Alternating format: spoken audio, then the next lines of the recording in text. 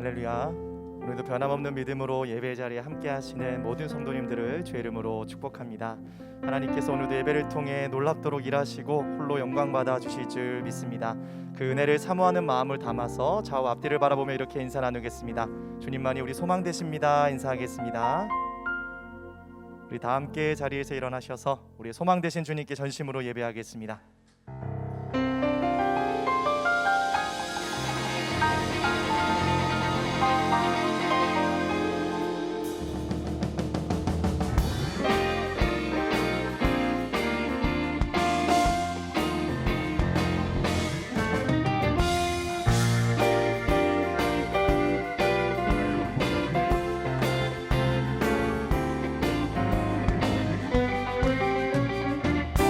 고백합니다. 인내하신 구세주여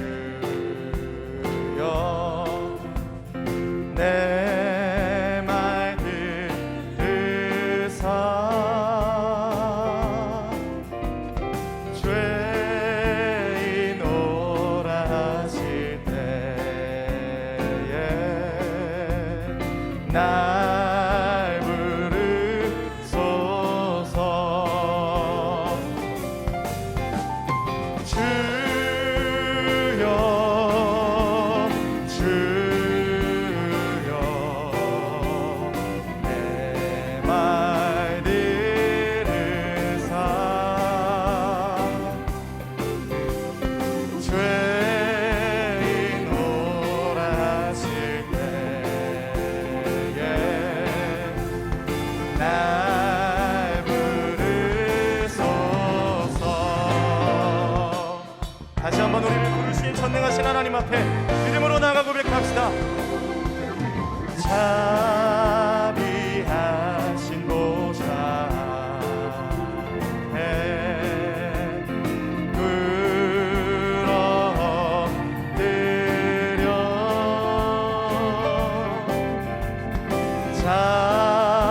자복하고 회개하니 믿음 주소서. 함께 선포합시다.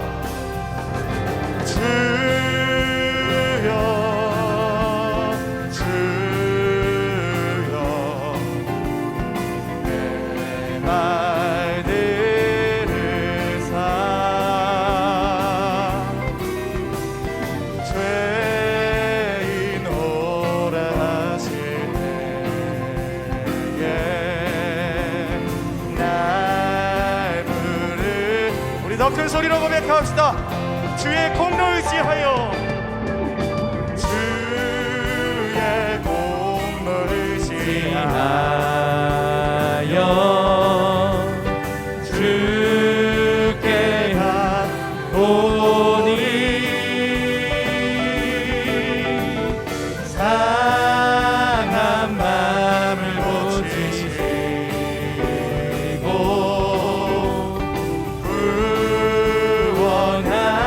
구원하소서. 그 능력 이름을 선포합시다. 주여 주여 내 말 들으사 죄인 오라 하실 때에 날 부르. 다시 한번 주님의 이름을 부릅시다. 주여 주여 주여 내 말 들으사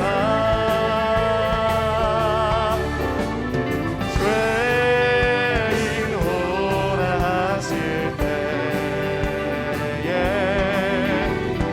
날 부르소서.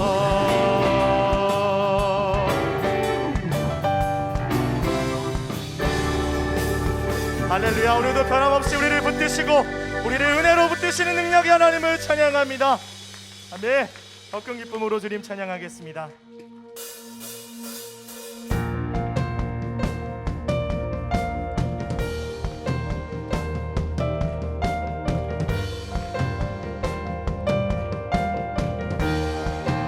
시간 더 크게 박수 치면서 오늘 우리를 새롭게 눈뜨게 하시는 은혜 하나님을 기대하며 소망하며 나아갑시다.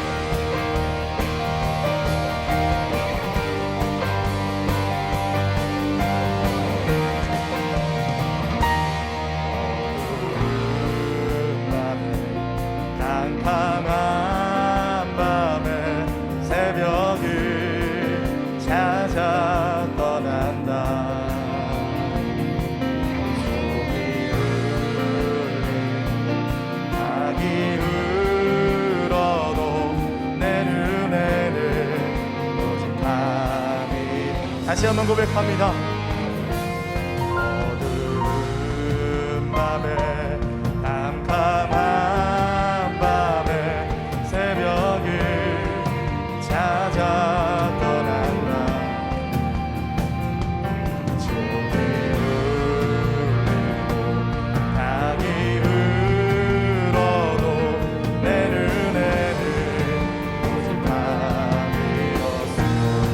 할렐루야.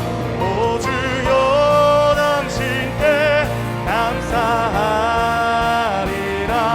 즐거라 내게 주심을.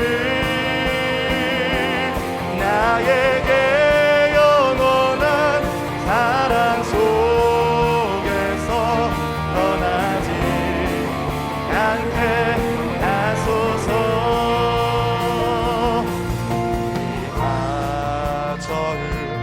만난 그때는 차가운 새벽이었어. 마음속에 사랑이 있음을 나는 느낄 수가. 다시 한번 고백합니다. 우리가 처음 만난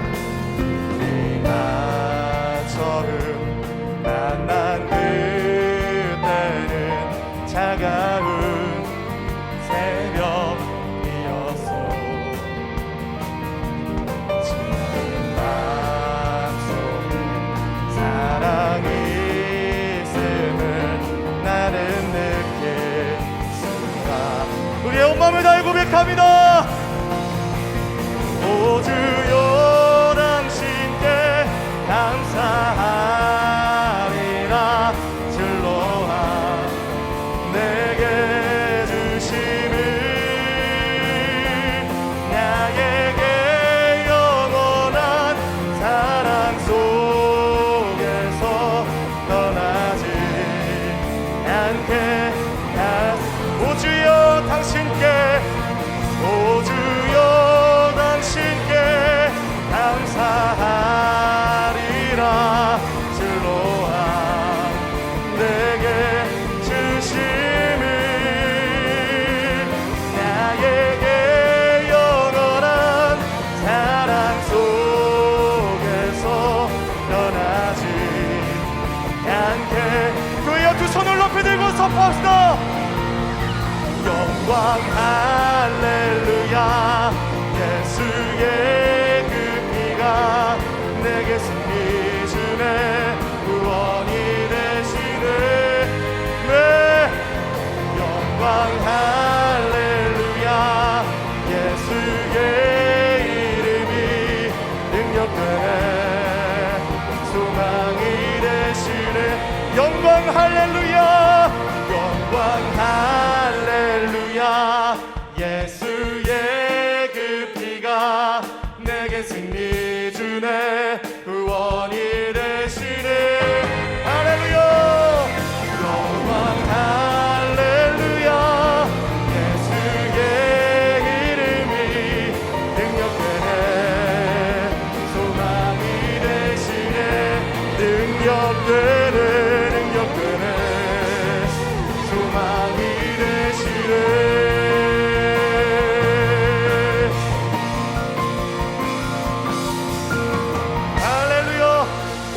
소망과 능력 되시는 존귀하신 주님의 이름을 찬양합니다. 우리의 삶에 더 크게 일하실 주님께 더 큰 영광의 박수를 영광 올려드립시다. 네, 주님 감사합니다. 자리에 앉아서 계속 주님 찬양하겠습니다.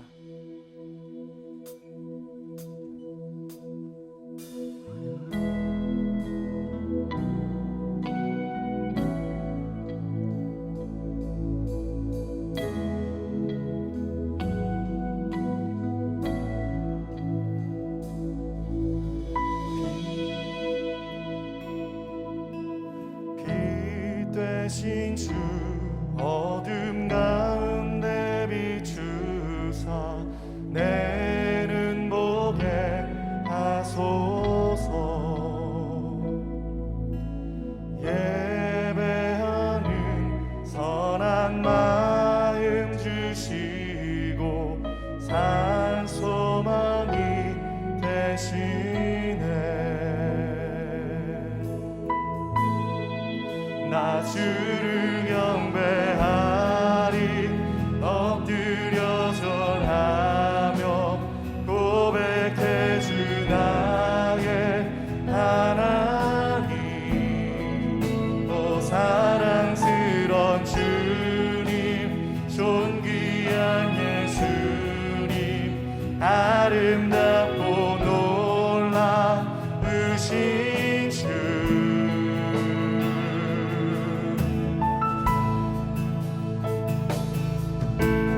만유의 높임을 받으소서.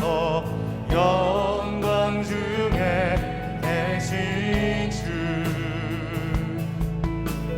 겸손하게 이 땅에 임하신 주 높여 찬양. 그 존귀한 주님을 높여 찬양하며 나아갑니다. 나 주를 경배하리 엎드려 절하며 고백해 주 나의 하나님.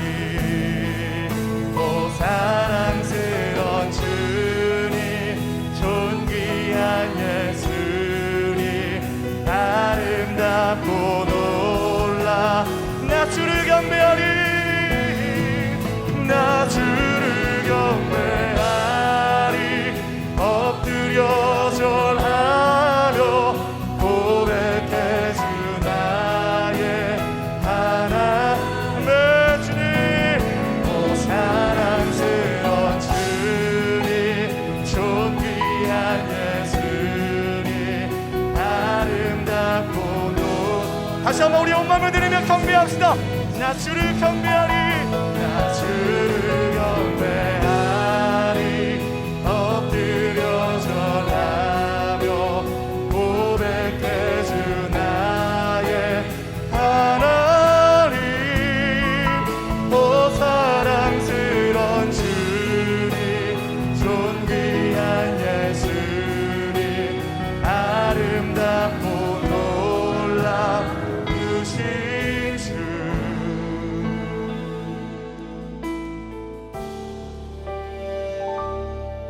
세상의 유혹 시험이 내게 몰려올 때에 나의 힘으론 그것들 모두 이길 수 없네. 거대한 폭풍 가운데 위축된 나의 영혼 어찌할 바를 몰라 헤매이고 있을 때 다시 한번 고백합니다.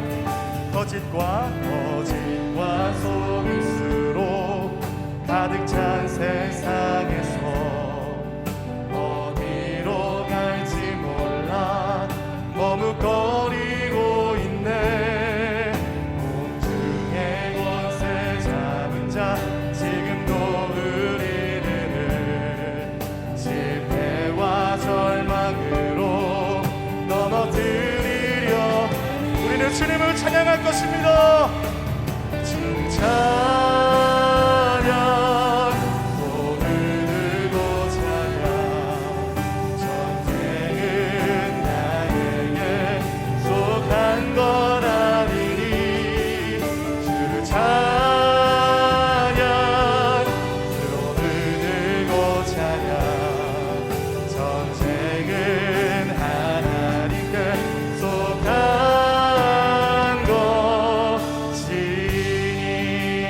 오늘도 우리의 삶을 여전히 다스리시고 이끄시는 주님께 나아가 고백합시다. 주위를 둘러보면 아무도 믿음의 눈을 들면 역사하는 분 계시네. 오늘도 역사하고 계시는 사망과 어둠 모든 것을 물리치시고 승리하신 주님께 외쳐 고백합니다. 할렐루야. 찬양 손을 들고 찬양 전쟁은 나에게 속한 거라 매 찬양 손을 들고 찬양 전쟁은 하나님께 속한 그의 두 손을 높이 들고 우리의 모든 것을 주께 맡기며 고백합니다. 찬양 손을 들고 찬양 전쟁은 나에게 속한 것 주님 우리의 삶에 일하여 주시옵소서. 주님 오늘 우리로 승리케 하여 주시옵소서. 들고 찬양 전쟁은 하나님께 속한 것 우리의 목소리를 다해 고백합시다. 주를 찬양 손을 들고 찬양 전쟁은 나에게 속한 거다. 주를 찬양 주를 찬양 손을 들고 찬양 전쟁은 하나님께 속한 것 전쟁은 하나님께 속한 것이니 전쟁은 하나님께 속한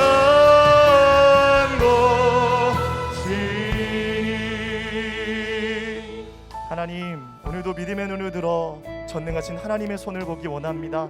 실패와 두려움 속에 낭망하는 인생이 아니라 오늘도 우리를 다시 한번 붙잡으시고 손 내미시는 그 능력이 하나님의 말씀 앞에 설 때 하나님 겸손히 말씀을 받을 때 우리의 삶에 새로운 불씨와 새로운 하나님의 부흥의 능력이 하나님 일어날 수 있도록 하나님 오늘 예배를 통해 역사하여 주시옵소서. 다 함께 믿음으로 합심으로 기도하며 나아가겠습니다. 사랑의 하나님 감사합니다. 오늘도 주님만을 바라보며 나아가는 주의 백성들을 주여 긍휼히 여겨주시고 오늘도 우리에게 하나님 선하게 이끄시고 인도하시는 그 주님의 빛을 그 주님의 능력을 주여 우리로 하여금 경험케 하여 주시옵소서. 사랑의 하나님 아버지, 세상의 영적 전쟁터 가운데 지쳐있는 우리들에게 예배의 자리로 불러주셔서 하나님의 말씀으로 능력을 힘입게 하여 주심에 감사합니다. 예배의 자리에서 성령의 능력을 공급받고 주님의 군사로 하나님의 마음에 합한 자로 하나님께서 찾으시는 예배자로 견고하게 세워지는 은혜를 허락하여 주시옵소서. 사랑의 주님, 하나님 앞에 바로 섰다고 생각한 교만과 안일함으로 마귀의 유혹에 넘어졌던 적이 있음을 고백합니다. 아무도 보고 있지 않은 착각 속에 은밀한 죄를 지었음도 고백합니다. 주여, 죄인들을 사랑하시사 보혈의 용서하심을 구하오니 주님 우리를 품으시고 우리 안에 주의 은혜를 충만히 누릴 수 있도록 인도하여 주시옵소서. 형통할 때 더욱 기도하여 마귀의 계략을 파하고 하나님과 동행하는 주의 자녀들이 되게 하여 주시옵소서. 사랑하는 아버지, 공정함과 공의와 정의가 사라져가는 이 나라를 새롭게 하여 주시옵소서. 정의와 공의로 이 땅을 가득 채우셔서 하나님의 의가 온전히 드러나게 하여 주시옵소서. 하나님께서 보시기에 악한 일들을 반복하는 불의와 부패함을 당장 멈추고 하나님 앞에 겸손히 무릎을 꿇어 하나님께서 이 땅 가운데 허락하신 사명을 성실히 감당하는 나라와 민족 되게 하여 주시옵소서. 무엇보다 믿음의 지도자들을 세워주신 그 자리에서 하나님의 원하심을 실천하며 이 나라가 새롭게 변화되어 하나님께 기쁨을 드리는 믿음의 국가가 되게 하여 주시옵소서. 하나님께서 세워주신 새로운 교회를 위해 기도합니다. 건강한 성도들이 연합하여 이 시대의 영적 전투 가운데 하나님의 선한 영향력을 발휘하는 건강한 교회 되기 원합니다. 교회들이 힘들다고 하는 지금의 시대에 열방의 하나님의 대안이 되는 교회 되기 원합니다. 우리 교회를 마음껏 사용하시고 그 하나님의 사용하심에 온 교회가 기쁨으로 나아가게 하여 주시옵소서. 또한 우리가 누리는 이 귀한 기쁨의 소식을 전하기에 앞장서고 세상 속에 작은 예수의 삶을 살아내어 빛과 소금 되는 새로운 교회 되게 하여 주시옵소서. 사랑하는 한옥 목사님을 위해 기도합니다. 주의 종이 하나님의 말씀을 들고 섭니다. 성령의 빛을 비추사 성령의 지혜와 능력으로 말씀을 선포케 하여 주시옵소서. 말씀을 듣는 성도들 모두에게 세상이 줄 수 없는 최고의 가치 예수 그리스도가 온전히 마음에 새겨지는 은혜의 시간 되게 하여 주시옵소서. 유아 세례식 가운데 함께하사 부모님의 믿음 위에 우리의 사랑하는 다음 세대가 믿음으로 세워지게 하시고 오늘 세례받는 모든 자녀들 하나님의 비준을 이루어가는 글로벌 인재로 성장해가는 은혜를 부어 주시옵소서. 주님의 뜻을 이루실 것들을 신뢰하며 살아계신 예수 그리스도의 이름으로 기도드립니다. 아멘. 네, 할렐루야. 온라인으로 또 현장으로 예배 현장에 계신 모든 성도님들을 주님의 이름으로 환영하고 축복합니다. 우리 주변에 계신 분들에게 사랑의 마음을 담아 이렇게 인사하도록 하겠습니다. 은혜에 충만하세요. 은혜에 충만하세요. 네, 우리 축복하는 시간 갖도록 하겠습니다. 서로를 바라보며 함께 축복하겠습니다. 축복합니다. 주님의 이름으로 축복합니다. 주님의 사랑으로 이곳에 모인 주의 거룩한 자녀에게 주님의 기쁨과 주님의 사랑이 충만하게 넘치기를.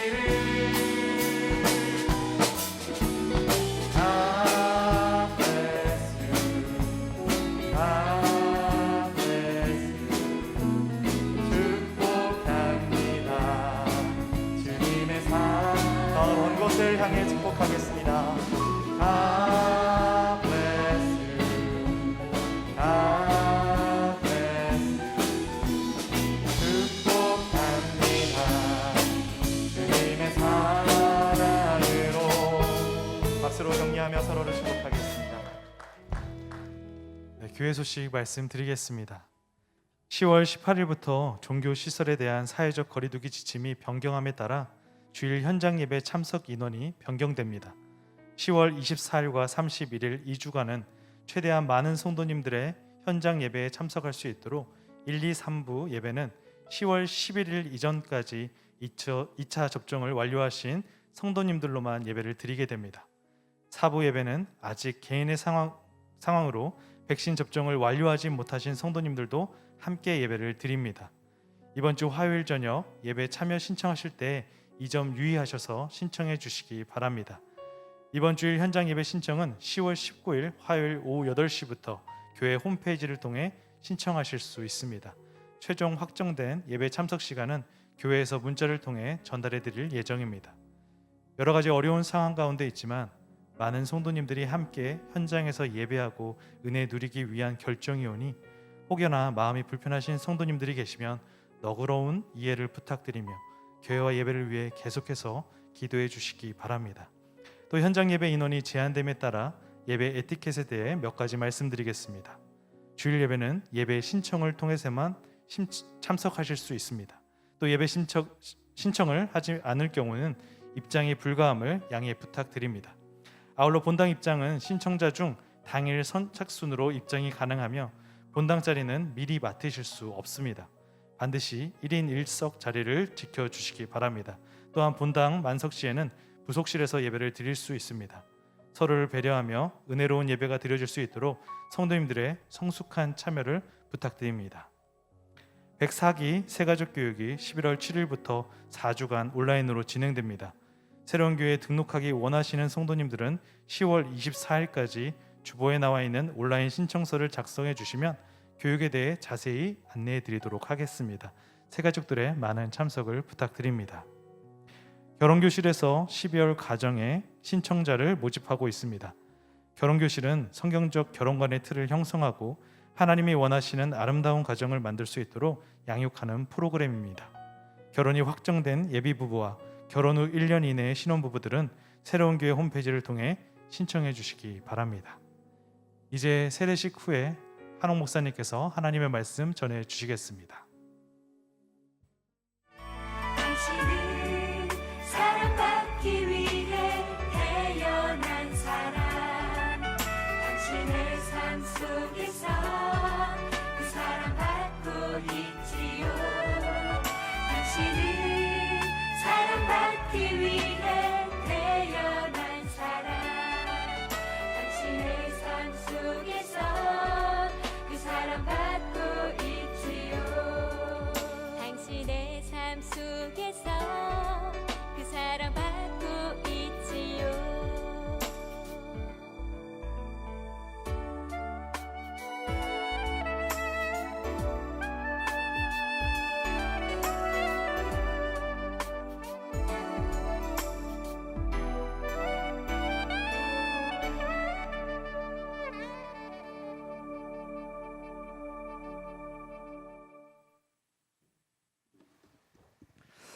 할렐루야. 오늘 3부 예배는 기쁘고 축복된 유아 세례식이 있습니다. 유아 세례는 자녀를 선물로 주신 하나님께 감사드리고 자녀를 하나님의 믿음의 자녀로 양육할 것을 하나님 앞에 결단하는 시간입니다. 먼저 12명의 유아 세례자의 부모님을 대표해서 이대연 아이의 아버지 되시는 이기창 성도님께서 간증해 주시겠습니다.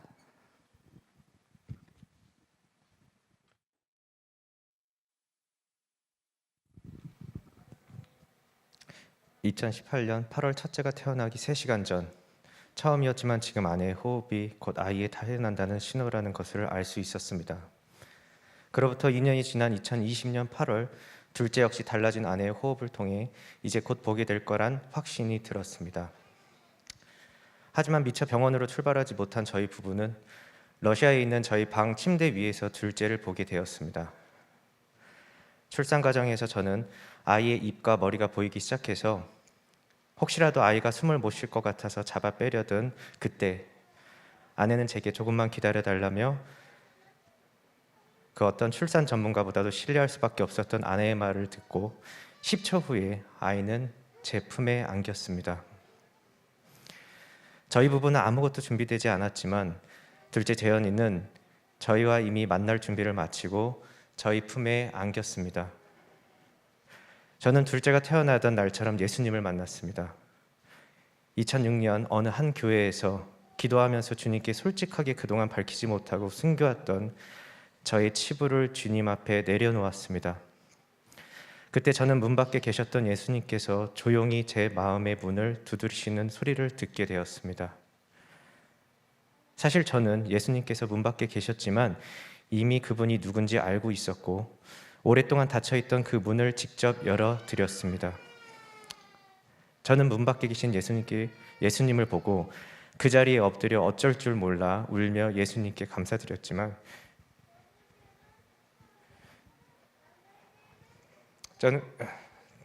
저는 예수님께 어렸을 때부터 보고 싶다고 했을 때 오시지 않고 왜 이제 오셨는지 따져묻기 시작했습니다. 그때 예수님께서 제 이름을 부르시며 하셨던 말씀은 기창아, 난 언제나 내 문 밖에 널 기다리고 있었단다 이었습니다. 그때 저는 예수님은 힘이 있으시잖아요. 이 정도 문은 충분히 부수고 들어오실 수 있잖아요 라고 격한 마음으로 여쭤보았습니다. 예수님께서는 제게 내가 직접 문을 열어주길 기다리고 있었단다 라고 말씀하셨습니다. 저는 어떤 말도 하지 못하고 그저 엎드려 울며 잘못했다고 감사하다고 할 수밖에 없었습니다. 저에게 예수님이 그렇습니다. 제 기준에서 예수님을 만나기 위한 만반의 준비를 했고 이전의 경험을 통해 이때쯤 오시겠다는 예상만 하고 있었지만 둘째의 출생처럼 주님은 저의 준비가 철저했기 때문에 오셨던 게 아니었습니다. 주님은 이미 저와 함께 하셨고 제게 오신 예수님께서는 제 부족한 모습을 보시고 다시 문을 닫고 뒤돌아가지 않으셨습니다. 이분께서 예수님이시고 살아계신 하나님의 아들이며 저의 아버지이십니다. 앞으로 저희 가정과 자녀들의 비전은 이렇습니다. 러시아와 한국 국적을 함께 갖고 태어난 아이들은 통일 세대의 주역으로서 한국을 통해 북한을 지나 러시아 구석구석과 유럽에 이르기까지 거룩한 주의 자녀로서 축복의 통로가 되는 것입니다. 저희 아이들이 하나님의 시간과 장소에서 하나님께 예비하신 믿음의 동역자들을 만나 하나님의 비전을 이루기를 기도합니다. 부족한 부모이지만 하나님께서 자녀를 맡겨주신 하나님의 능력을 믿고 기도와 말씀으로 자녀와 동행하며 세상 모든 것을 알려줄 수는 없어도 우리의 피난처와 우리의 처음과 끝은 하나님이라는 것을 자녀의 심장에 새겨주는 부모가 되겠습니다.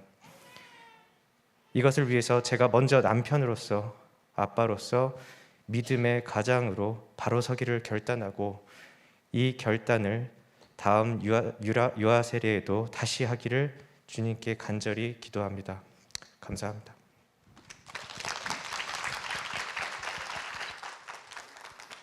네, 귀한 간증 감사드립니다. 네, 이 시간에는 이어서 유아 세례 서약이 있도록 하겠습니다.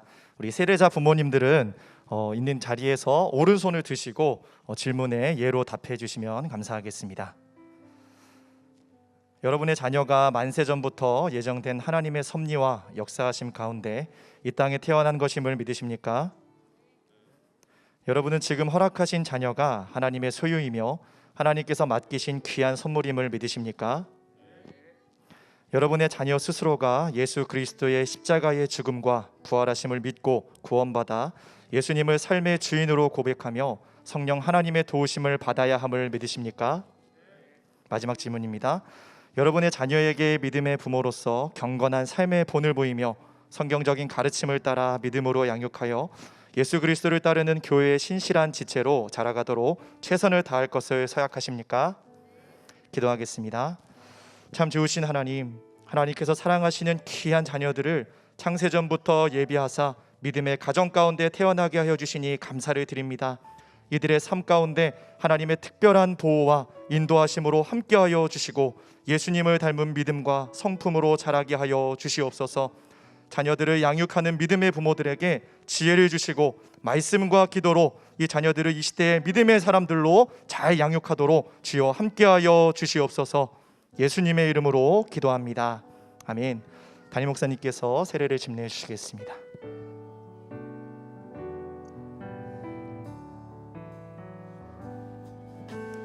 예수 사랑하시는 거룩하신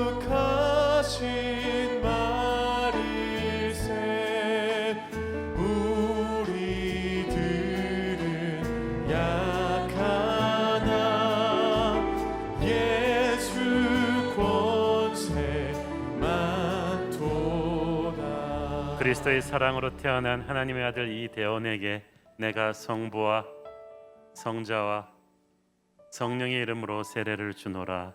아멘. 축복의 통로가 될지어다. 그리스도의 사랑으로 태어난 하나님의 딸 김보아에게 내가 성부와 성자와 성령의 이름으로 세례를 주노라. 아멘. 축복의 통로가 될지어다. 그리스도의 사랑으로 태어난 하나님의 아들 박현우에게 내가 성부와 성자와 성령의 이름으로 세례를 주노라. 아멘. 축복의 통로가 될지어다. 그리스도의 사랑으로 태어난 하나님의 딸 신루아에게 내가 성부와 성자와 성령의 이름으로 세례를 주노라. 아멘. 축복의 통로가 될지어다.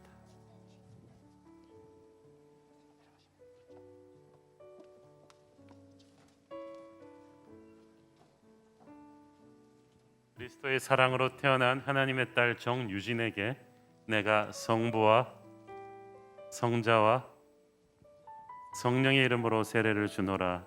아멘. 그리스도의 사랑으로 태어난 하나님의 아들 곽지한에게 내가 성부와 성자와 성령의 이름으로 세례를 주노라. 아멘. 축복의 통로가 될지어다. 그리스도의 사랑으로 태어난 하나님의 딸 이루아에게 내가 성부와 성자와 성령의 이름으로 세례를 주노라. 아멘. 축복의 통로가 될지어다. 그리스도의 사랑으로 태어난 하나님의 아들 신주환에게 내가 성부와 성자와 성령의 이름으로 세례를 주노라. 아멘. 축복의 통로가 될지어다.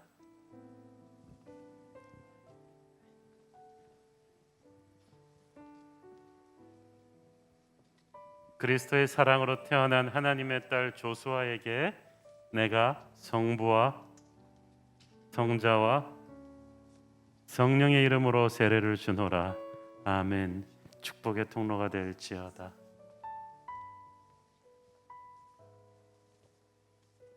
그리스도의 사랑으로 태어난 하나님의 아들 어지훈에게 내가 성부와 성자와 성령의 이름으로 세례를 주노라. 축복의 통로가 될지어다. 아멘. 그리스도의 사랑으로 태어난 하나님의 아들 정우진에게 내가 성부와 성자와 성령의 이름으로 세례를 주노라. 아멘. 축복의 통로가 될지어다. 그리스도의 사랑으로 태어난 하나님의 딸 장세희에게 내가 성부와 성자와 성령의 이름으로 세례를 주노라. 아멘. 축복의 통로가 될지어다.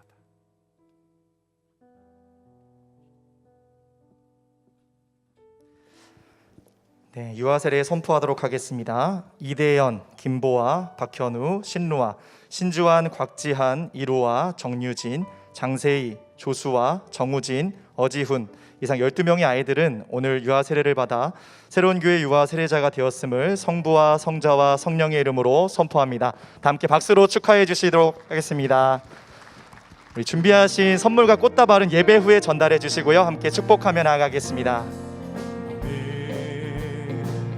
당장 너머로 뻗은 나무 가지에 푸른 열매처럼 하나님의 귀한 축복이 삶에 가득히 넘쳐날 거야. 너는 어떤 시련이 와도 능히 이겨내 강한 발이 있어. 전능하신 하나님께서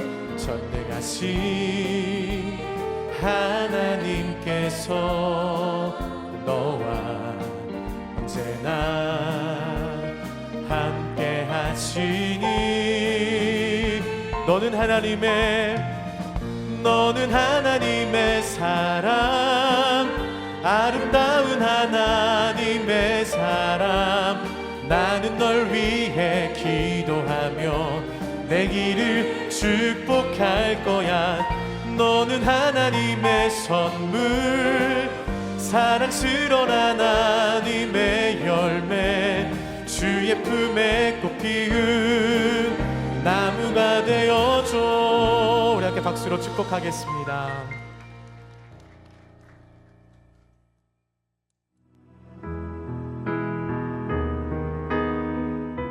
다윗과 밧세바. 사무엘하 11장 1절에서 27절 말씀입니다. 그 해가 돌아와 왕들이 출전할 때가 되매 다윗이 요압과 그에게 있는 그의 부하들과 온 이스라엘 군대를 보내니 그들이 암몬 자손을 멸하고 랍바를 에워쌌고 다윗은 예루살렘에 그대로 있더라. 저녁 때에 다윗이 그의 침상에서 일어나 왕궁 옥상에서 거닐다가 그곳에서 보니 한 여인이 목욕을 하는데 심히 아름다워 보이는지라. 다윗이 사람을 보내 그 여인을 알아보게 하였더니 그가 아르되 그는 엘리암의 딸이요 햇사람 우리아의 아내 밧세바가 아니니이까 하니 다윗이 전령을 보내어 그 여자를 자기에게로 데려오게 하고 그 여자가 그 부정함을 깨끗하게 하였으므로 더불어 동침하매 그 여자가 자기 집으로 돌아가니라. 그 여인이 임신하매 사람을 보내 다윗에게 말하여 이르되 내가 임신하였나이다 하니라. 다윗이 요압에게 기별하여 햇사람 우리아를 내게 보내라 하매 요압이 우리아를 다윗에게로 보내니 우리아가 다윗에게 이르매 다윗이 요압의 안부와 군사의 안부와 싸움이 어떠했는지를 묻고 그가 또 우리아에게 이르되 내 집으로 내려가서 발을 씻으라 하니 우리아가 왕궁에서 나가매 왕의 음식물이 뒤따라가니라. 그러나 우리아는 집으로 내려가지 아니하고 왕궁 문에서 그의 주의 모든 부하들과 더불어 잔지라. 어떤 사람이 다윗에게 아뢰되 우리야가 그의 집으로 내려가지 아니하였나이다.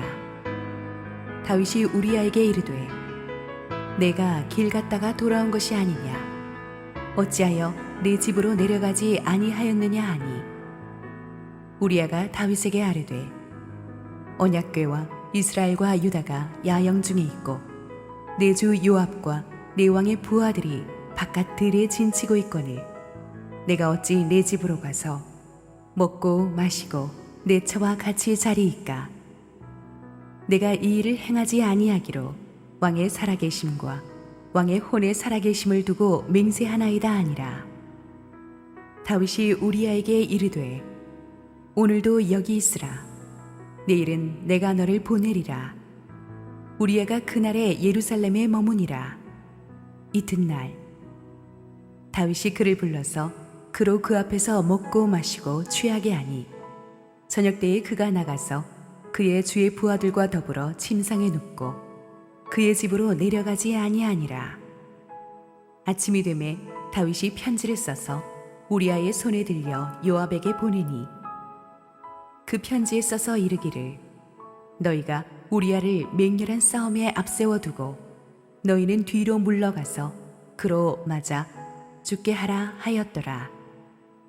요압이 그 성을 살펴 용사들이 있는 것을 아는 그곳에 우리야를 두니 그 성 사람들이 나와서 요압과 더불어 싸울 때에 다윗의 부하 중 몇 사람이 엎드러지고 햇사람 우리야도 죽으니라.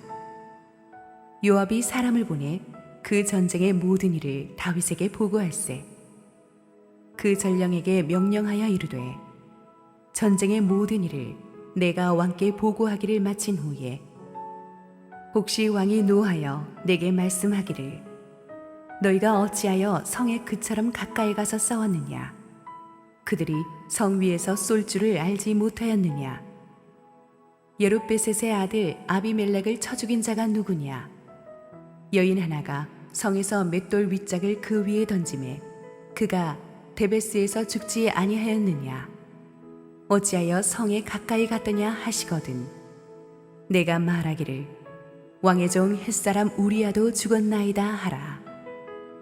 전령이 가서 다윗에게 이르러 요압이 그를 보낸 모든 일을 다윗에게 아뢰어 이르되 그 사람들이 우리보다 우세하여 우리를 향하여 들로 나오므로 우리가 그들을 쳐서 성문 어귀까지 미쳤더니 활 쏘는 자들이 성 위에서 왕의 부하들을 향하여 쏘매 왕의 부하 중 몇 사람이 죽고 왕의 종 햇사람 우리야도 죽었나이다 하니 다윗이 전령에게 이르되 너는 요압에게 이같이 말하기를 이 일로 걱정하지 말라. 칼은 이 사람이나 저 사람이나 삼키느니라. 그 성을 향하여 더욱 힘써 싸워 함락시키라 하여 너는 그를 담대하게 하라 하니라. 우리야의 아내는 그 남편 우리야가 죽었음을 듣고 그의 남편을 위하여 소리내어 우니라. 그 장례를 마침에 다윗이 사람을 보내 그를 왕궁으로 데려오니 그가 그의 아내가 되어 그에게 아들을 낳으니라. 다윗이 행한 그 일이 여호와 보시기에 악하였더라. 할렐루야. 우리 하나님께 감사와 영광의 박수 올려드리겠습니다. 오랜만에 세례를 주니까 너무 좋은 것 같아요. 우리 교회 참 아기들이 많은 걸 참 감사하게 생각하는데 이번 예배도 12명 받았는데 아마 다음 예배도 그 정도 받는 것 같고 1부, 2부도 많은 분들이 세례를 받으셨습니다. 정말 한 사람이 예수님을 믿고 거듭나는 것은 세상에서 가장 축복할 만한 일이라고 생각을 합니다. 어려운 코로나 시국이지만 계속해서 많은 분들이 저희 교회를 통해 예수 믿고 세례받게 되기를 축복합니다. 아까 목사님이 광고해 주셨지만 정부의 사회적 거리두기 조치가 또 특히 그 종교기관에도 좀 완화됨에 따라서 내일부터는 아마 지금까지는 본당에 10% 좌석만 들어올 수 있었는데 20%까지 백신 접종 완료자에 한해서 그렇게 해주는 것 같아요. 그래서 어떻게 하면 최대한의 성도들이 조금 더 들어올 수 있게 할까 고민 끝에 1, 2, 3부는 백신 접종을 완료하신 성도님들만 등록하시면은 지금의 2배 인원이 들어오실 수가 있습니다. 하지만 또 안타까운 개인 사정으로 백신 접종을 미리 못 받으신 분들은 또 마음이 안 좋으시잖아요. 그래서 4부 예배를 또 백신 접종을 아직 못 받으신 분들을 위해서도 열어놓았는데요. 이게 2주 후에는 또 정부가 위드 코리아 코로나 정책으로 좀 더 완화될 것 같아요. 하루속히 우리가 아무 거리낌 없이 본당을 가득 채우고 예배할 수 있도록 기도해 주시기 바랍니다. 우리 함께 기도하시고 말씀 보겠습니다. 사랑하는 아버지, 오늘도 주님께서 말씀으로 우리를 잡아주실 때 부족한 죄인은 온전히 주님 뒤에 감추시고 오직 우리 주님 홀로 영광받아 주시옵소서. 예수님 이름으로 기도했습니다. 아멘. 성경은 굉장히 정직한 책입니다. 그 누구도 미화하거나 과대평가하지 않고 있는 그대로를 정직하게 기록합니다. 그래서 우리가 믿음의 영웅들이라고 하는 아브라함이나 야곱이나 모세나 베드로, 바울 같은 사람들도 보면 그 사람의 장점뿐 아니라 단점들도 적나라하게 성경이 보여주고 있죠. 영적인 지도자의 위치에 있는 사람일수록 더 엄중한 잣대를 하나님이 대시는 것을 우리가 볼 수가 있습니다. 하지만 오늘의 본문 아담과 이브의 선악과 사건을 제외하고는 성경에서 오늘 우리가 다루고자 하는 다윗과 밧세바 사건처럼 길고 자세하게 어떤 사람의 죄를 다룬 일이 없을 거예요. 다윗이 저지른 죄의 심각성도 문제지만 그가 너무나 영향력 있는 지도자였다는 사실, 너무나 하나님을 잘 믿는 신앙인이었다는 사실이 우리에게 큰 충격을 줍니다. 그는 우리가 알다시피 시골 목동에서 왕의 자리에 오르기까지 하나님의 마음에 합한 사람이었습니다. 정말 하나님이 특별히 아꼈던 사람이었어요. 그런 그가 오늘 본문에서 정말 우리가 드라마에서 봐도 가장 악한 악당들이 저지를 만한 일을 저지릅니다. 부하의 아내와 불륜을 저지른 것도 모자라서 그 죄를 커버하기 위해서 그 부하를 일부러 전쟁터에 사지로 몰아 죽이는 일까지 저지릅니다. 하나의 죄를 짓고 회개하는 것이 아니라 또 다른 죄로 그것을 커버하려는 다윗의 모습에서 우리는 이게 정말 우리가 평소에 알고 있던 다윗이 맞는가 할 정도로 충격을 받습니다. 그러나 충격으로만 끝나면 안 됩니다. 우리가 오늘 본문을 보면서 다윗이 어찌 그럴 수 있지? 실망이 크네? 그러고 끝난다면 이 본문을 완전히 잘못 읽은 것입니다. 아까도 말씀드렸듯이 이 사건이 일어나기까지 다윗은 정말 잘 살았습니다. 50년 인생을 살아오면서 다윗처럼 진실하게 말씀대로 살려고 몸부림친 사람이 누가 있습니까? 광야에서 자객들의 손에 쫓겨다니면서도 그는 말씀과 기도를 철저히 했고 원수를 용서하고 사람들을 관대하게 품었던 하나님의 사람이었어요. 그 힘든 상황 속에서 그가 얼마나 뜨겁게 하나님을 예배했는지의 기록이 시편입니다. 시편의 거의 태반을 다윗이 쓴 사람 아닙니까? 우리 중에 다윗 같은 예배자, 다윗 같은 신앙인이 누가 있겠습니까? 그런 다윗이 무너질 수 있다면 우리 중에 그 누구도 나는 절대 이런 죄 짓지 않을 거야 라고 확신할 수 있는 사람은 아무도 없습니다. 마귀는 항상 하나님의 사람을 빈틈에 노리고 있으며 우리는 잠시라도 영적으로 방심하면 언제든지 넘어질 수 있다는 것을 자각하고 나의 약함을 알고 주님의 손을 항상 꽉 붙잡고 가야 될 줄로 믿습니다. 그래서 오늘의 본문을 보면서 우리는 다윗을 향해 손가락질할 게 아니라 우리 안에 이런 제2, 제3의 다윗 같은 포텐셜이 살아있음을 알고 두렵고 떨리는 마음으로 이 본문을 대해야 할 것입니다. 1절 읽습니다. 그 해가 돌아와 왕들이 출전할 때가 되매 다윗이 요압과 그에게 있는 그의 부하들과 온 이스라엘 군대를 보내니 그들이 암몬 자손을 멸하고 랍바를 에워쌌고 다윗은 예루살렘에 그대로 있더라. 지난주 본문에서 우리는 다윗이 암몬과 아람 연합군과의 두 번에 걸친 큰 전쟁에서 승리를 거두는 것을 보았죠. 그때 다윗의 군대가 기세를 몰아서 암몬의 본거지인 랍바까지 쳐들어갈 수 있었지만 겨울철 우기가 왔기 때문에 잠시 철군하지 않았습니까? 이제 해가 바뀌고 봄이 돼서 다윗이 이 전쟁의 마무리를 짓기 위해서 암몬의 본거지인 랍바를 점령하려 군대를 출동시킨 거예요. 그런데 이 암몬의 수도 랍바 성이 난공불락으로 알려진 굉장히 견고한 성입니다. 그래서 온 이스라엘의 군대, 전군이 출동하지 않으면 안 될 정도의 위험하고 힘든 싸움이었어요. 그런데 다윗이 이 중요한 전쟁을 직접 진두지휘하지 않고 요압만 보냈다는 것이 상당히 의외입니다. 그리고 그 결과로 다윗이 이 무서운 밧세바 사건의 죄를 저지르게 되는 거예요. 다윗이 왜 전쟁터에 직접 출정하지 않고 후방, 그것도 예루살렘 본성에 남아 있었을까요? 모르긴 몰라도 다윗은 그동안의 성공으로 인해서 자기도 모르게 좀 안일해진 것 같아요. 30세 나이에 왕이 오른 뒤에 지금 50이 되기까지 다윗은 수많은 정복 전쟁을 20년 가까이 치르면서 한시도 이렇게 편하게 잡은 적이 없었어요. 그 결과 불가능할 것 같았던 블레셋, 모압, 에돔, 아람 같은 군사 강국들을 차례로 다 쓰러뜨리고 승리했습니다. 이제 다윗에게 칼을 빼들 나라는 거의 사라졌어요.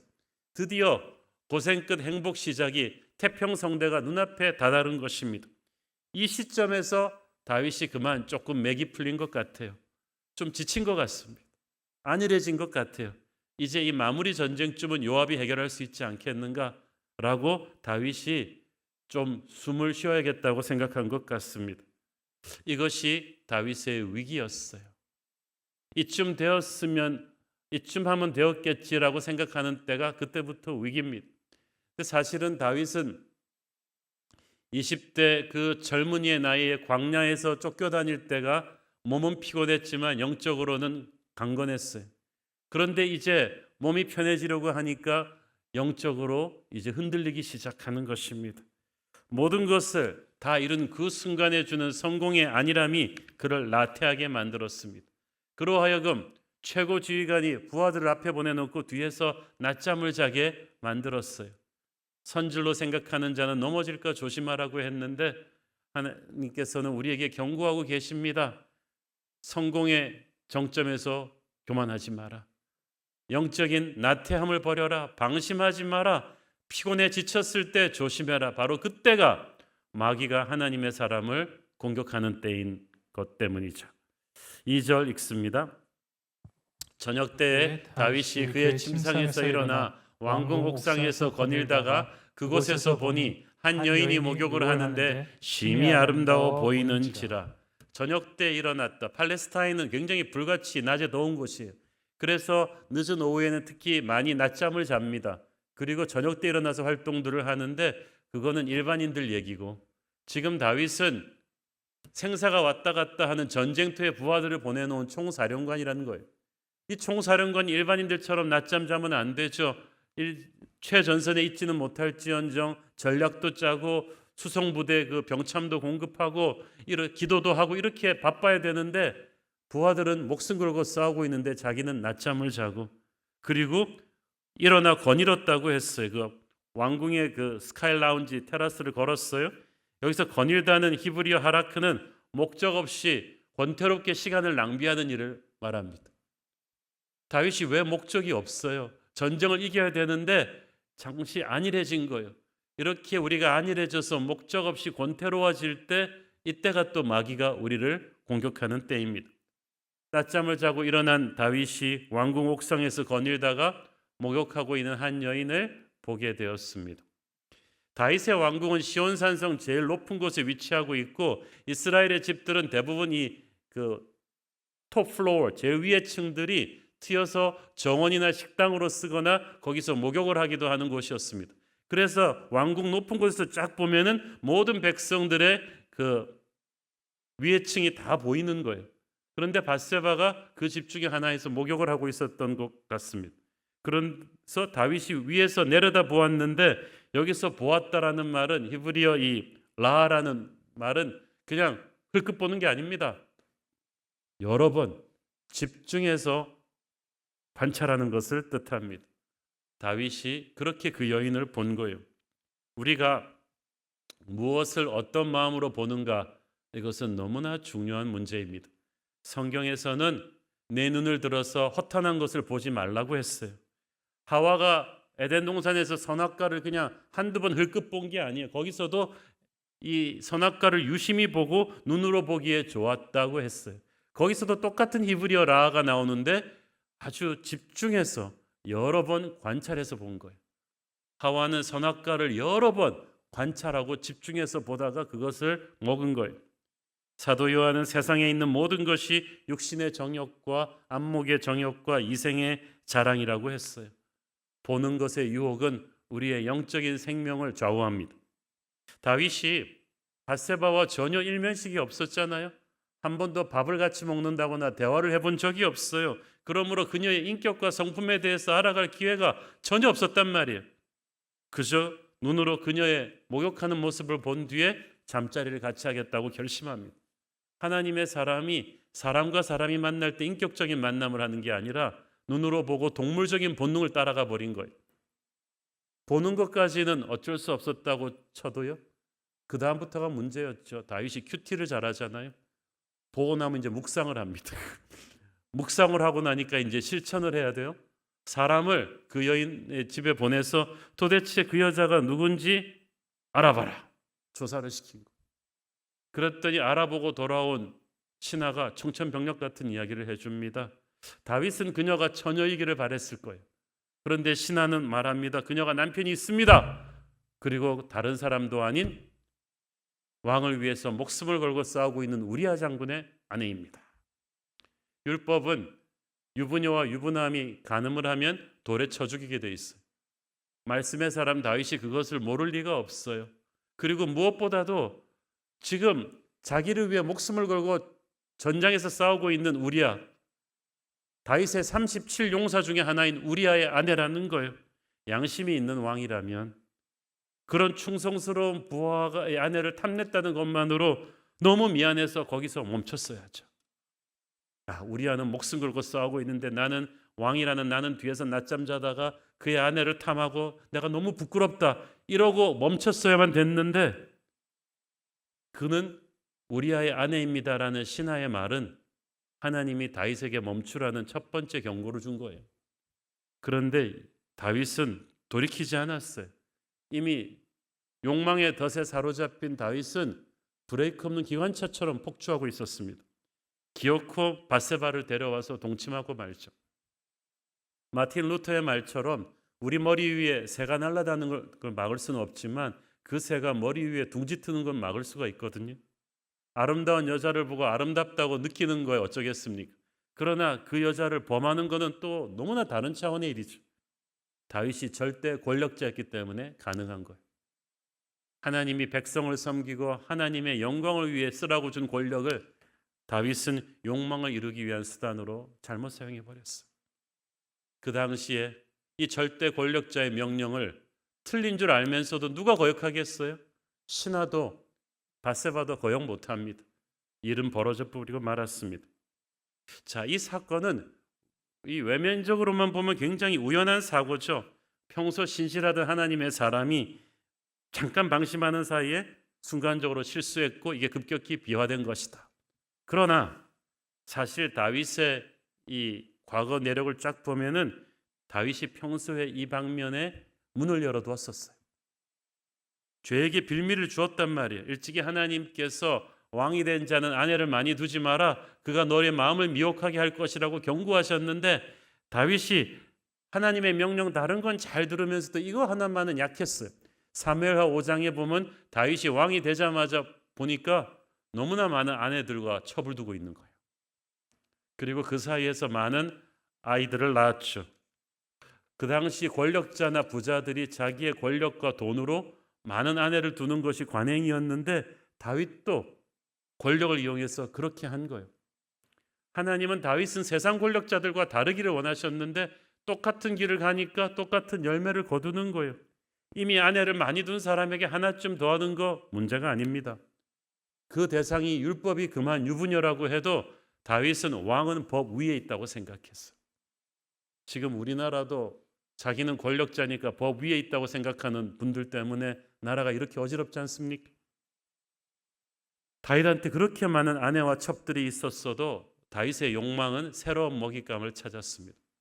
여기서 우리는 무엇을 배웁니까? 죄라는 게 꼭 뭐가 부족해서 짓는 게 아니에요. 죄는 욕심 때문에 짓는 거예요. 도박하는 사람들이 먹고 살 게 없어서 도박합니까? 아니잖아요. 욕망의 덫에 걸려버린 거예요.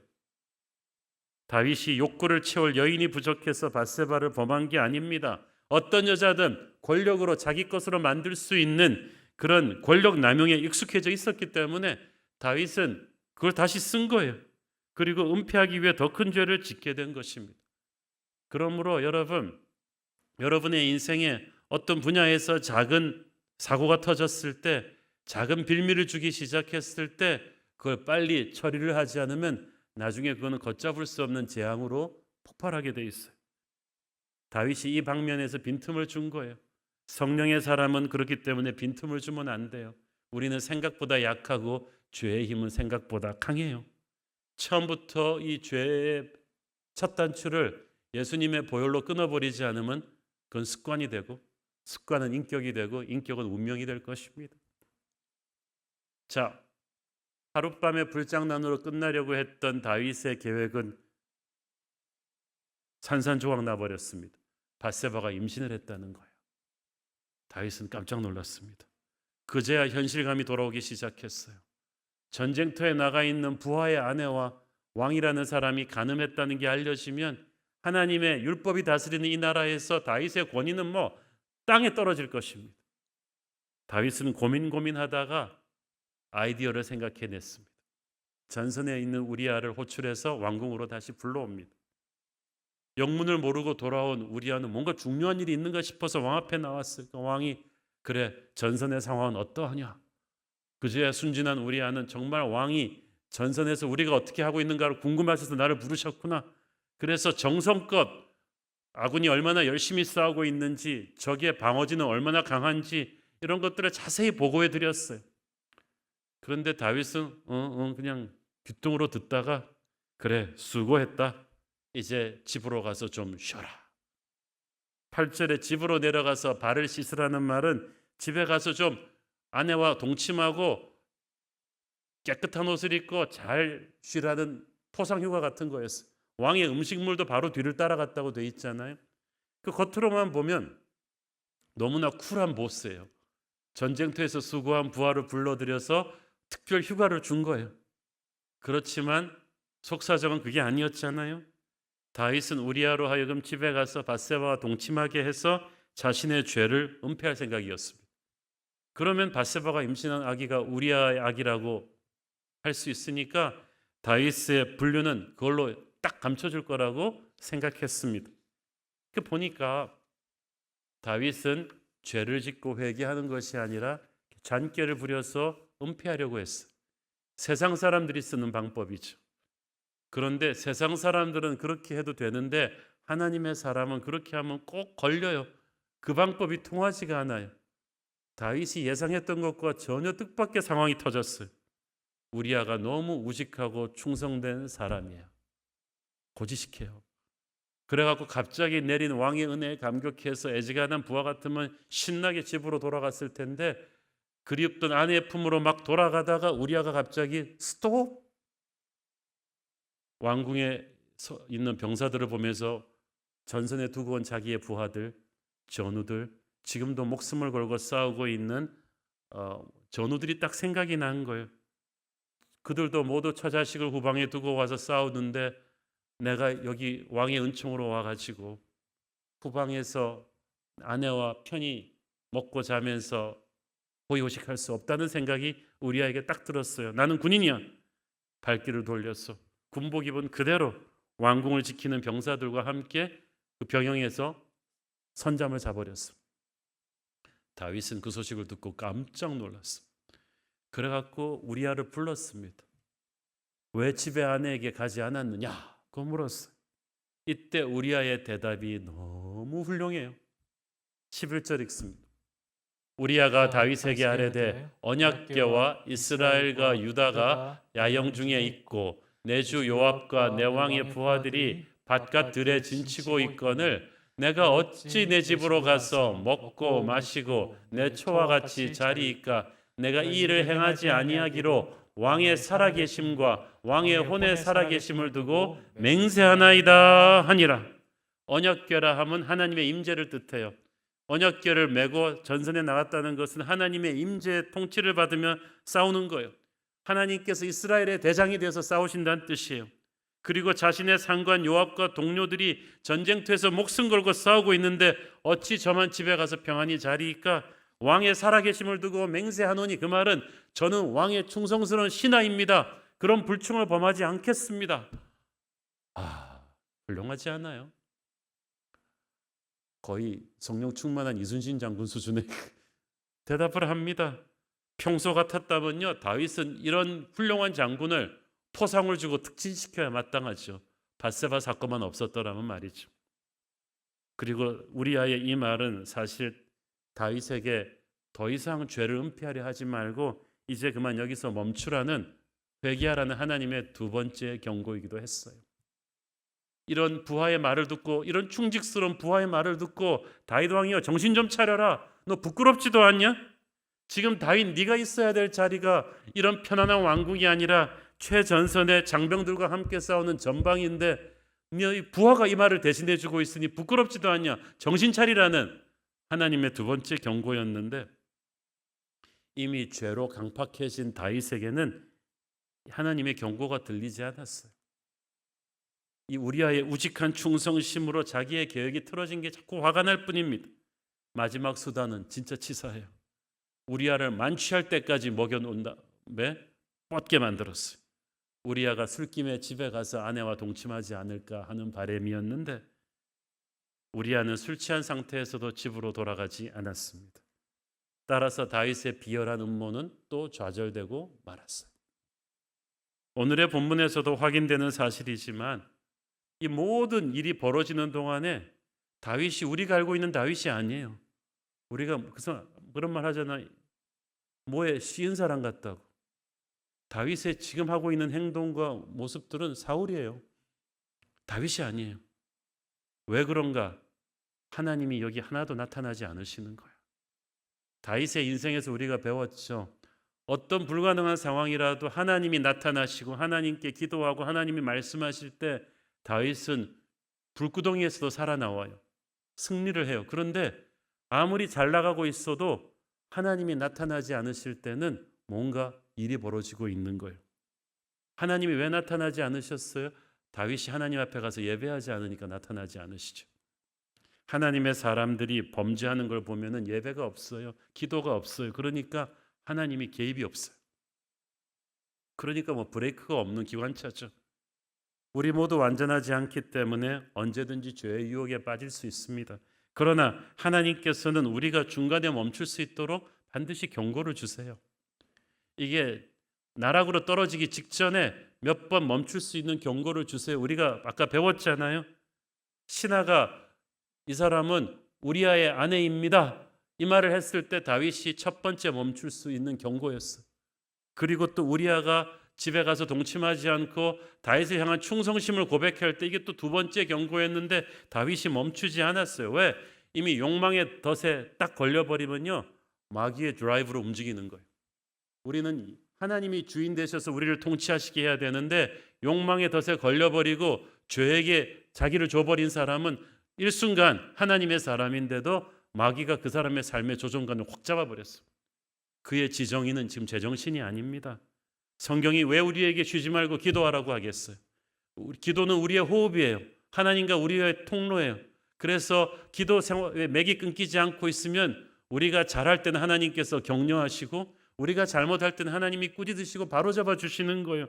그러므로 우리가 아무리 인생에 위기가 온다 할지라도 기도의 호흡이 살아있는 자, 예배에 불이 꺼지지 않고 있는 자에게는 소망이 있어요. 하나님의 개입이 있거든요. 그런데 죄의 노예가 되어버린 사람은 10중8구 다윗도 지금 예배의 흐름이 끊겼을 거예요. 광야에서도 끊지 않았던 예배의 흐름이 끊기면서 살아있는 기도가 멈추면서 하나님의 경고 메시지를 제대로 듣지를 못하고, 그러면 정말 브레이크 없는 기관차죠. 오늘의 본문에 나오는 다윗이 그랬습니다. 자, 다윗의 얄팍한 이 계획, 우리아를 불러들여서 아내와 동침하게 함으로써 자신의 불륜을 덮으려는 계획이 수포로 돌아갔잖아요. 이제 내일이면 우리아를 전선으로 돌려보내야 되는데 다윗이 밤새 고민했습니다. 이제 어떡하지? 그리고 너무너무나 무서운 끔찍한 극약 처방을 생각해냈는데 너무나 실망스러운 다윗의 모습입니다. 14절 15절 읽습니다. 아침이 되매 다윗이 편지를 써서 우리아의 손에 들려 요압에게 보내니 그 편지에 써서 이르기를 너희가 우리아를 맹렬한 싸움에 앞세워 두고 너희는 뒤로 물러가서 그로 맞아 죽게 하라 하였더라. 와, 다윗의 마지막 계획은 적의 손을 빌려서 우리아를 전쟁터에서 사고처럼 죽게 하는 거였어요. 그리고 그 계획을 우리아 자신의 손에 들려서 총사령관 요압에게 전달하게 만들었어요. 이 시점에서 다윗은 이미 양심이 완전히 마비되어 버린 거예요. 평소에 저지르지 않을 악한 일을 저지르잖아요. 다윗이 괴물이 되어 버렸어요. 이때까지 다윗이 싸운 모든 전쟁은 적을 물리치고 하나님께 영광 돌리기 위한 것이었어요. 그렇기 때문에 아무리 막강한 적과 아무리 불리한 상황에서 싸웠어도 하나님이 다윗을 도우셨어요. 그래서 이긴 거예요. 그런데 이번 전투의 목적은 적군을 무찌르는 게 아니라 아군의 충성스러운 장군 우리아를 죽이는 일이었어요. 총사령관 요압에게 전달된 다윗의 명령, 일부러 지는 전투를 만들라는 거예요. 적의 가장 세게 포진한 곳에 적과 형편 상대가 안 될 정도의 작은 병력으로 우리아를 인솔하게 해서 사지로 우리아를 밀어라. 그리고 적당한 때 다른 병력을 뒤로 철수시켜라. 그래서 우리아가 적의 손에 죽게 하라. 우리아의 성격상 그는 죽기까지 싸우다가 물러서지 않을 충신이니까 그걸 오히려 악용한 거예요. 아, 이럴 수가 있습니까? 우리아의 죄가 있다면 왕에게 목숨 바쳐 충성한 것이고 밧세바의 남편이라는 죄밖에는 없는데 그날 충신 우리아는 그렇게 적의 손에 죽습니다. 17절에 보니까 그 과정에서 우리아뿐 아니라 다른 병사들도 함께 많이 목숨을 잃었다고 했어요.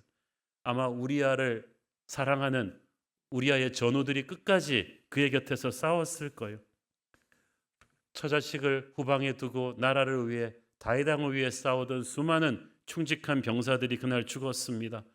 그들을 죽게 한 것은 적군이 아니라 바로 그들이 충성했던 다윗 왕이었다는 사실을 그들은 꿈에도 모른 채 죽어갔어요. 앞뒤 정황을 살펴볼 때 우리아의 죽음을 자연스럽게 위장하기 위해서 총사령관 요압은 굉장히 중요한 전투 하나를 일부러 패배했을 거예요. 적에게 내어준 거예요. 다윗은 자신의 불륜을 커버하기 위해서 충신 우리아와 수많은 부하들을 함께 죽이면서 중요한 전투까지 적에게 상납해버리고 말았어요. 지난 30년 동안 다윗은 한 번도 이런 비열한 전투를 해본 적이 없습니다. 항상 모든 전쟁에서 다윗은 제일 앞에서 싸웠고 부하의 생명을 자기 생명보다 아꼈고 어떤 적 앞에서도 물러서지 않았던 장군이었어요. 그래서 하나님이 그를 도우셨고 그래서 다윗의 군대는 패배를 모르는 무적의 군대였어요. 다 그렇게 알고 있었는데 영문도 모른 채 다윗의 군대가 그날은 그리 강하지도 않은 암몬군에게 대패합니다. 그리고 장군 우리아가 죽고 수많은 병사들이 목숨을 잃으면서 아군의 사기는 땅에 떨어지고 적의 사기는 하늘을 찔렀겠죠. 야, 우리가 무적의 다윗의 군대를 무찔렀어. 우리가 처음이야. 하나님의 영광이 얼마나 훼손되었겠습니까? 다윗은 몰랐을 거예요.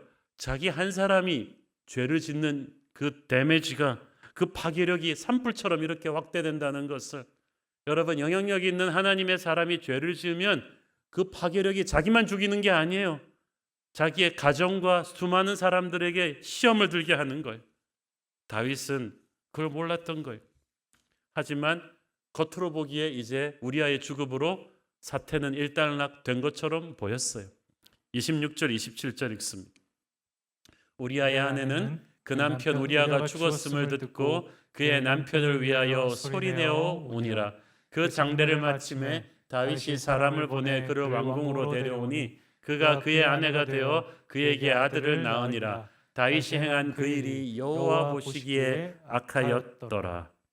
그 당시는 사람이 죽으면 대개 7일간 애도하는 기간을 가집니다. 밧세바도 남편을 잃고 그렇게 했겠죠. 애도 기간이 끝난 뒤에 다윗은 자연스럽게 미망인이 된 밧세바를 왕궁으로 데려와서 자기 아내로 삼습니다. 인간적인 눈으로 볼 때는 no problem, 이제 아무 문제 없이 일이 마무리되었는데 중요한 것은 후반부에 나오는 결론 말씀이죠.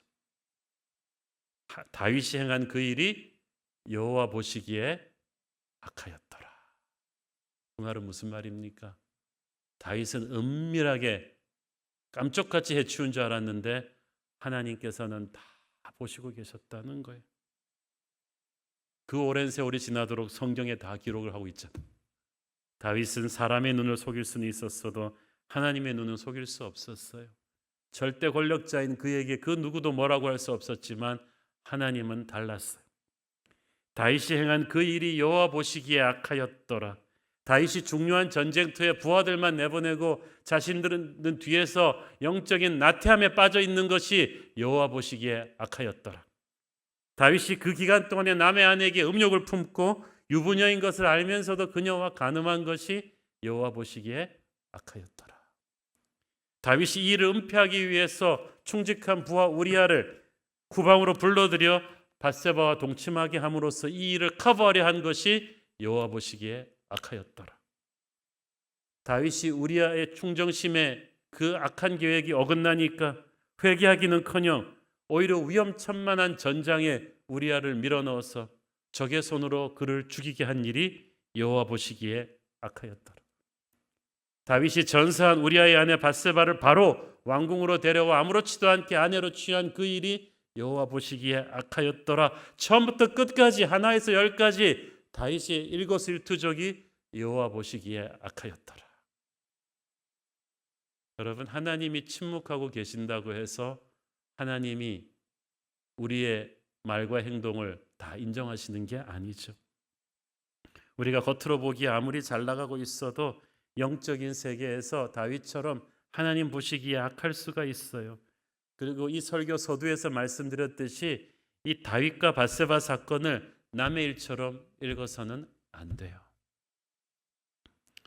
여성 성도들은 대개 이 본문 보면서 남편 허벅지 꼬집으면서 당신도 조심해라고 막 째려보십니다. 그렇지만 마귀가 먹잇감을 찾을 때 어디 남녀노소 가립니까? 우리 모두가 위험해요. 우리 모두가 조심해야 돼요. 그때다 지금이나 세상은 너무 음란하고 악합니다.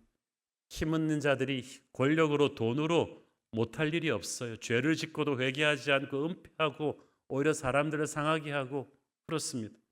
이 세상이 악한 것보다 더 큰 문제가 뭐냐 하면 이 세상을 정화시켜야 될, 빛과 소금이 돼야 될, 어떤 거룩한 표준을 제시해야 될 하나님의 사람, 다윗 같은 사람이 세상과 똑같은 죄를 지을 때, 이 일이 다윗 밧세바 때만 있었던 일이 아니에요. 제가 목회생활 30년 하면서 수많은 정말 경건한 하나님의 사람들이 이 문제로 죄를 짓고 무너지는 것을 보았어요. 용하게 목회하시던 목사님들, 인격적으로 존경받던 장로님들, 찬양사역자님들, 권사님들, 집사님들, 믿을 수가 없을 정도로 무너지는 일들이 많았어요. 여러분, 세상이 굉장히 음란하고 이혼율이 높은데요. 문제는 크리스천들의 음란함과 이혼율도 세상과 그렇게 많이 다르지 않다는 사실이에요.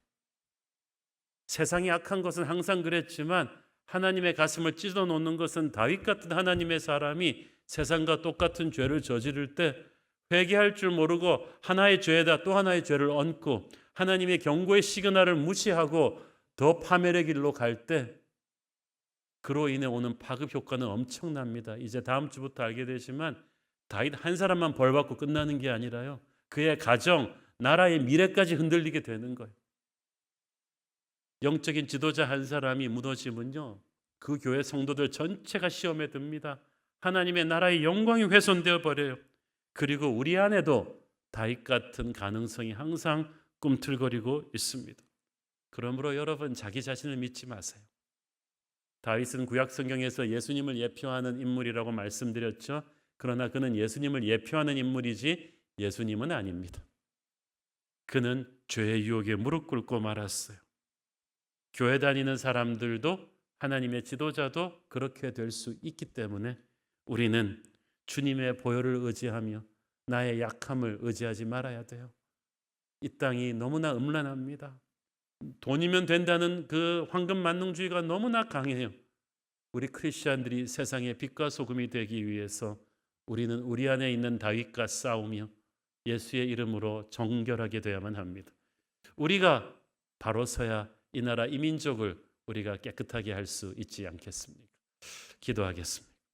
하나님 은혜를 감사합니다. 다윗과 밧세바의 사건을 보면서 남의 일 같지가 않습니다.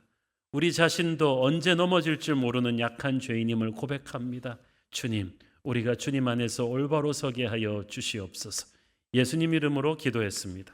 아멘. 다 함께 일어나셔서 봉헌송 드리겠습니다.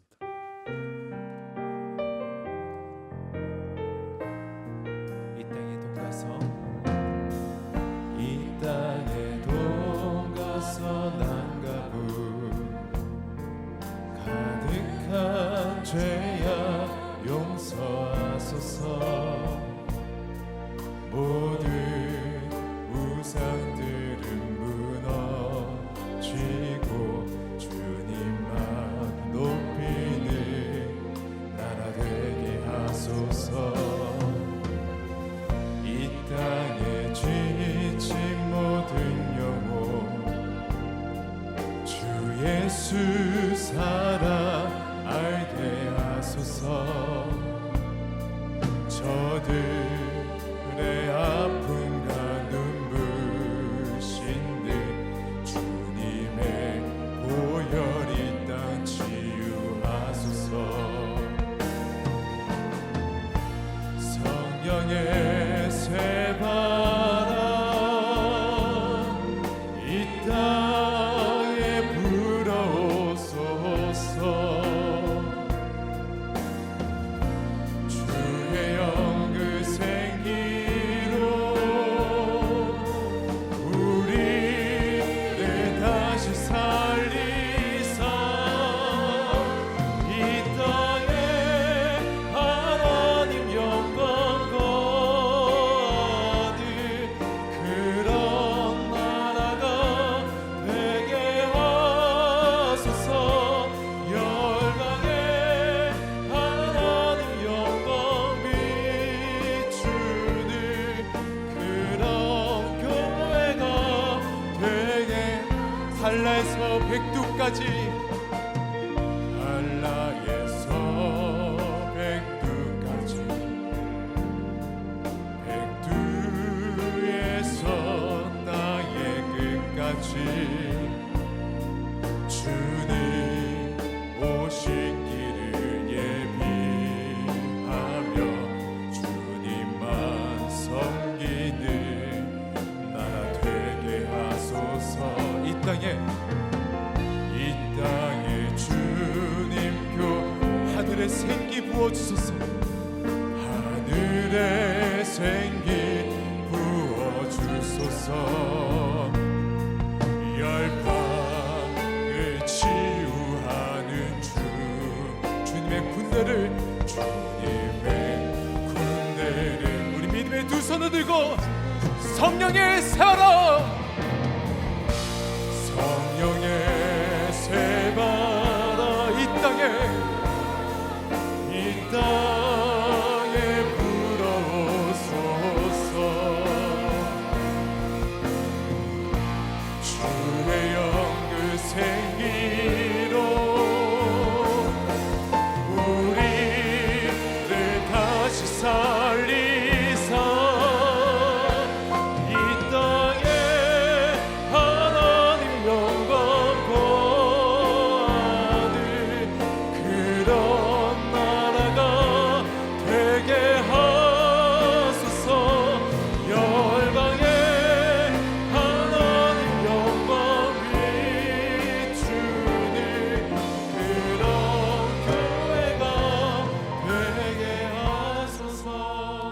사랑하는 아버지, 인생의 힘든 시즌을 지나는 성도들을 위해 기도합니다. 척추암으로 투병 중인 성도가 있습니다. 자가호흡이 어려워 인공호흡기를 의지하고 있는 성도가 있습니다. 고관절 인공치환 수술을 앞두고 있는 성도님에게, 눈에 녹내장이 발견되어 치료를 앞두고 있는 성도에게 담대함과 평안함을 주옵소서. 뇌출혈 이후 몸의 균형을 잡지 못하고 일상생활에 어려움을 겪는 성도님에게 사시 교정 시술을 받고 회복 중에 있는 자녀에게, 궤장성 대장염으로 오랫동안 앓고 있는 청년에게 주님 임재하여 주옵소서. 불안장애와 난독증으로 어려움 가운데 있는 자녀가 있고 ADHD로 정상적인 학교 생활이 힘든 학생이 있습니다. 주의 은혜를 부어 주옵소서. 한 달 앞으로 다가온 수능 시험을 앞두고 최선을 다하고 있는 수험생과 수시와 실기를 앞두고 있는 자녀들을 축복하여 주옵소서. 물질의 어려움과 경제적인 절망에 빠져 있는 성도와 가정들을 우리 주님께서 긍휼히 여기시고 도와 주시옵소서. 주신 은혜 감사하며 드리는 헌물의 손길들을 축복하시고, 지금은 살아계신 우리 주 예수 그리스도의 은혜와 하늘아버지의 끝없는 사랑과 성령님 감화 감동하신가 교통하신가 축복하심의 은혜가 오직 하나님 앞에서 정결한 마음으로 살아가기를 소원하는 사랑하는 주의 백성들 머리 위에 지금부터 영원까지 함께 계시기를 축원하옵나이다. 아멘.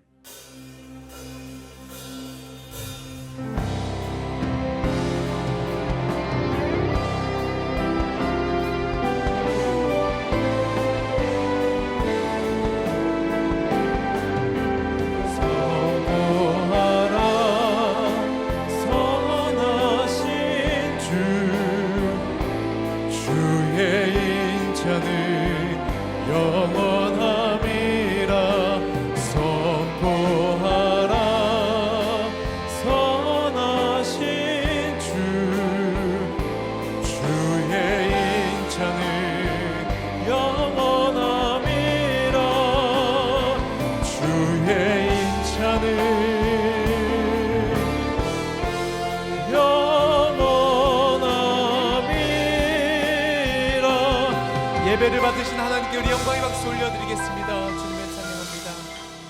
예배를 마쳤습니다. 한 주간도 주님과 함께 승리하시길 기도하겠습니다. 사랑하고 축복합니다.